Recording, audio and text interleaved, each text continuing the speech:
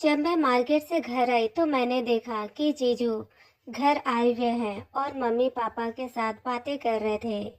मेरी दीदी 8 महीने की प्रेग्नेंट है, तो दीदी ने जीजू को भेजा है शालिनी को अपनी जगह ले आने के लिए, ताकि मैं दीदी की प्रेगनेंसी के टाइम देख रेख कर सकूं। दीदी ने फ़ोन पर ही मम्मी पापा से बातें कर ली थी और मम्मी पापा ने मुझसे इजाज़त ले ली थी। तो मैंने कहा था कि मैं चली जाऊंगी, मुझे कोई दिक्कत नहीं है और मैं दीदी के साथ कुछ समय बिता सकूंगी।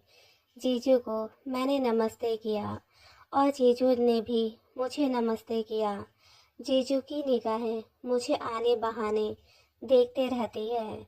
उनकी नज़रों से साफ पता चलता है कि मुझे लेकर उनकी फीलिंग कुछ और है। मेरे जीजू इतने स्मार्ट हैं कि कोई भी लड़की उनकी दीवानी हो जाए।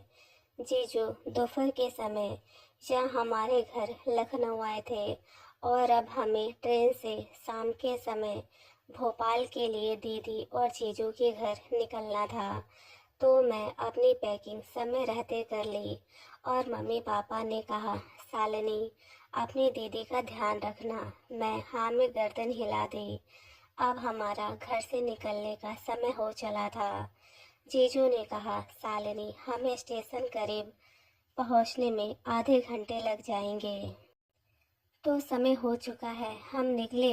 मैंने कहा, जीजू मैंने अपनी पैकिंग कर ली है, मैं रेडी हूँ। जीजू ने कहा, कोई बात नहीं है, तुम्हें जो शॉपिंग करना होगा भोपाल चलकर कर लेना।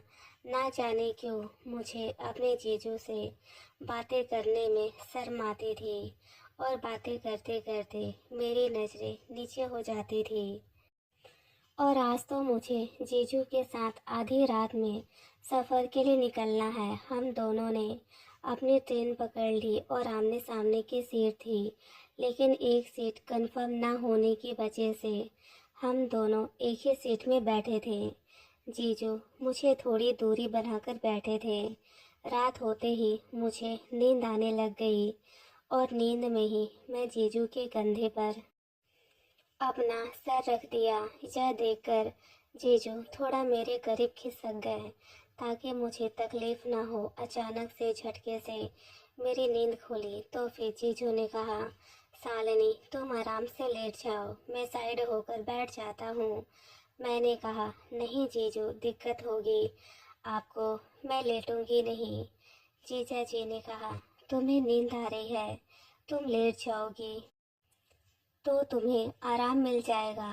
तो फिर मैं लेट गई और लेटते ही मुझे नींद आ गई। मैंने अपना पैर जीजा जी के जांघों पर रख दिया। मुझे लेटते ही इतनी आराम मिली कि मैं बता नहीं सकती। मैं पूरे दिन भर की थकी थी। मैं आज बिल्कुल भी घर में आराम नहीं कर पाई थी और नींद में मैंने अपना पैर जीजू के जांघों पर रखा था। जीजू मेरे पैरों को हल्के हल्के से सहला रहे थे, उसे दबा रहे थे। मुझे नींद में ही आराम मिल रहा था।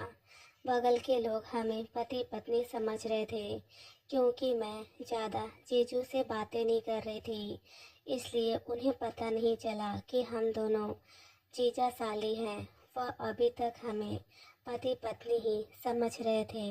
मुझे ऐसा लग रहा था आधी रात में मैं जीजू और दीदी के घर पहुंच गई। दीदी ने पहुंचते ही मुझे गले लगा लिया और कहा, कोई दिक्कत तो नहीं हुई तुझे आने में? मैंने कहा, नहीं दीदी, जीजू तो किसी भी तरह की कोई दिक्कत मुझे होने नहीं दिया। दीदी ने अपने कमरे के सामने वाला कमरा ही मुझे ठहरने के लिए दिया, जहां मैं अपना सामान रख दी। दीदी की प्रेगनेंसी का 8वां महीना चल रहा था, इसलिए मैंने सोचा कल से ही मैं घर का सारा काम संभाल लूँगी। यहाँ पर दीदी और जीजू ही रहते हैं।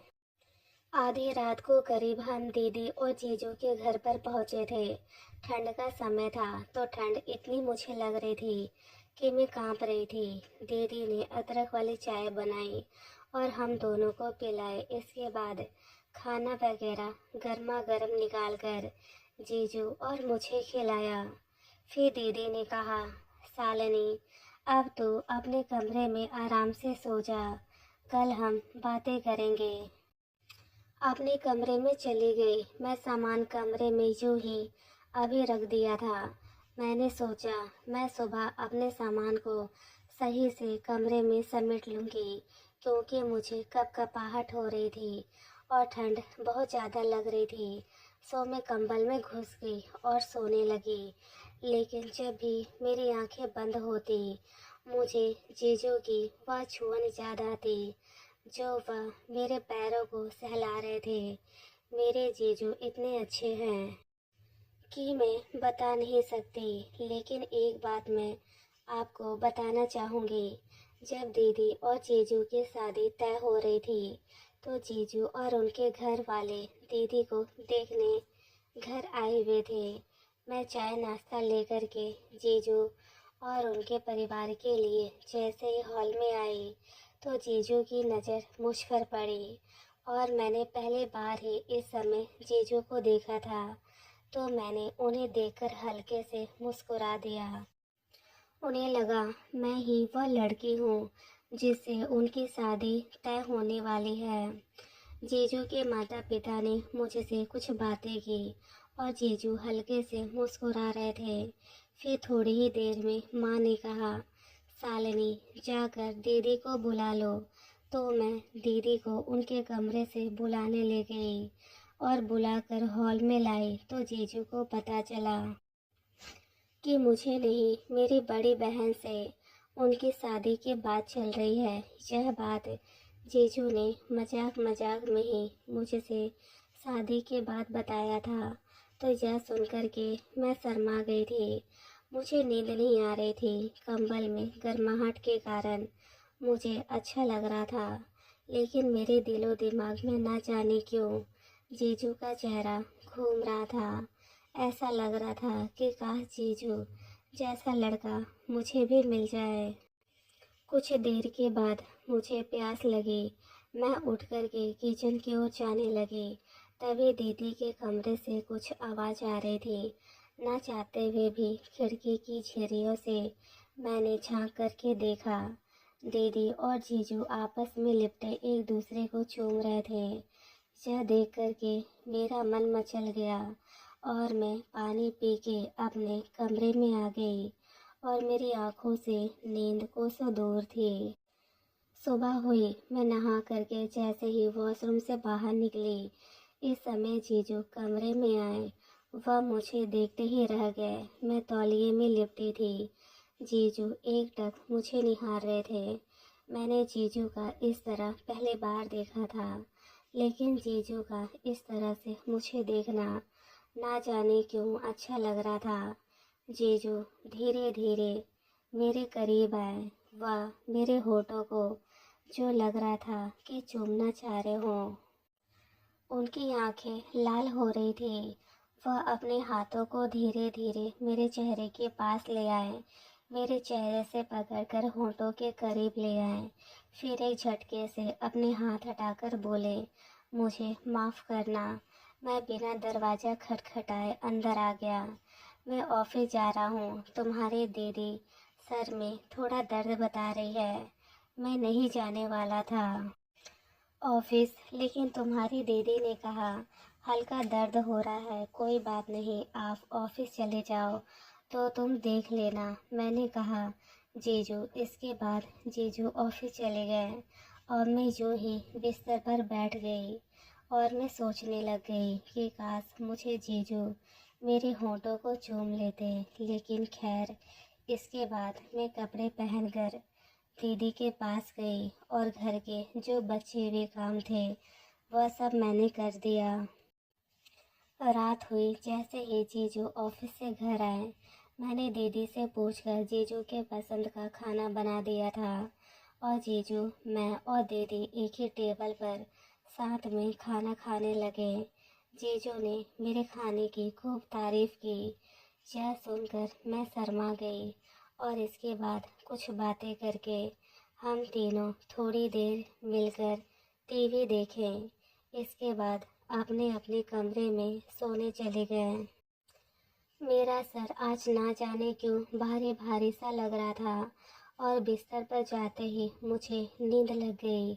जीजू थोड़ी देर के बाद मेरे कमरे में आते हैं और मेरे करीब बैठ जाते हैं और मेरे बालों को सहलाते हैं। मुझे ऐसा लग रहा था कि जब मैं नींद में सोच रही हूँ, लेकिन हकीकत में जीजू मेरे करीब बैठे थे और मेरे बालों को सहला रहे थे।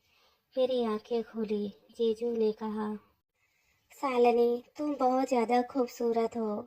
मैं अपने नज़रें नीचे की हुई थी। मैं उठने की कोशिश की तो जीजू ने कहा, नहीं शालिनी, यूं ही लेटे रहो, मैं तुम्हें देखना चाहता हूँ। यह सुनकर मैं शर्मा गई और जीजू मेरे होठों को अपनी उंगलियों से मसलने लगे। मुझे अजीब सा नशा छा रहा था। जीजू भी नशे में लग रहे थे और जब मुझे लग रहा था कि जीजू मुझे बाहों में भर ले, जीजू मेरे होठों से होकर मेरे सीने को सहलाने लगे। मैं कसमसाने लग गई। जीजू ने मेरे शर्ट के एक एक बटन धीरे धीरे करके खोल दिए। इसके बाद मेरे ब्रा को खोल करके उन्होंने बिस्तर पर फेंक दिया और उन्होंने मुझे बाहों में भर करके मेरे पूरे जिस्म को चूमने लगे। मुझे अब रहा नहीं जा रहा था। मैंने भी जीजू को बाहों में भर लिया और वह सब करने की इजाज़त दे दी जो जीजू की आंखों में छलक रहा था। शालिनी, मैं तुम्हें जब से पहली बार देखा था तब से ही तुम मेरी नज़रों में बसी हुई हो, लेकिन मैं तुम्हारी बहन से धोखा नहीं करना चाहता था। लेकिन जब तुम्हें नहा करके गीले बालों में तौलिए में लिपटे देखा तो मैं अपने आप को रोक न पाया। आज ऑफिस में भी मेरा ध्यान काम पर ना था। मेरे ख्यालों में तो तुम बसी हो। जीजू मेरे पूरे जिस्म को चूम रहे थे और कह रहे थे, आई लव यू शालिनी, मैं तुमसे बहुत प्यार करता हूँ और तुम्हें पा लेना चाहता हूँ। जीजू का एक हाथ मेरे नीचे के जींस के अंदर था और वह मुझे ज़ोर ज़ोर से सहला रहे थे। मैं चाहकर भी कुछ न बोल पा रही थी। यूँ लग रहा था मेरा शरीर बस जीजू के बाहों में कसा रहे। आज मेरे साथ वह सब हुआ जो मैं भी चाहती थी। इसके बाद से हर रोज़ आधी रात को जीजू मेरे कमरे में आते और मुझे जी भर अपने बाहों में भरकर प्यार करते, मेरे पूरे जिस्म को चूमते। ना जाने क्यों मैं यह सब हर रोज़ जीजू के साथ करते रही, जो कि गलत था, लेकिन मैं पूरी तरह से जीजू की हो जाना चाहती थी। मुझे जीजू दिलो दिमाग से इतना ज़्यादा पसंद थे कि मैं जीजू के साथ सब कुछ करना चाहती थी। जीजू ने एक रात मुझे अपनी बाहों में भरकर कहा, शालिनी, जब से तुम्हारी दीदी प्रेग्नेंट हुई है तब से मैं तुम्हारी दीदी के साथ संबंध नहीं बना पाया हूँ, क्योंकि डॉक्टर ने सख्त मना किया था कि अभी शारीरिक संबंध नहीं बने, वरना दिक्कत आ सकती है। तो फिर बस मैं ऊपर ऊपर ही उसे चूम लिया करता था ताकि मेरी उत्तेजना शांत हो सके। लेकिन उस दिन जब मैं तुम्हें तौलिए में देखा और पूरे जिस्म को मैं देखता ही रह गया, उस समय तो बहुत मुश्किल से मैंने अपने आप को रोक लिया, लेकिन इसके बाद मैं अपने आप को नहीं रोक सका। शालिनी, तुम भी मुझसे प्यार करती हो ना? यह सुनकर मैं जीजू के गले लग गई और कहा, यदि मैं आपसे प्यार न करती तो मैं अपना सब कुछ आपको कैसे दे देती। मैंने जीजू से कहा, जीजू, यदि यह सब दीदी को पता चल गया तो मैं उनकी नज़रों से गिर जाऊंगी। जीजू ने कहा, तुम इसकी चिंता मत करो, मैं सब संभाल लूँगा, मैं तुमसे दूर नहीं रह सकता। यह बोल जीजू मुझे बाहों में भरकर प्यार करने लग जाते हैं और मैं भी उनकी बाहों में लिपट जाती हूँ। पता है, मेरा शरीर जीजू के प्यार के लिए तरस रहा था और जीजू ने तो पहली नज़र में ही मुझे पसंद कर लिया था। मुझे अंदर ही अंदर ना जाने ऐसा क्यों लग रहा था कि मैंने जो किया गलत किया, लेकिन जीजू के प्यार के सामने मैं बेबस हो जाती थी।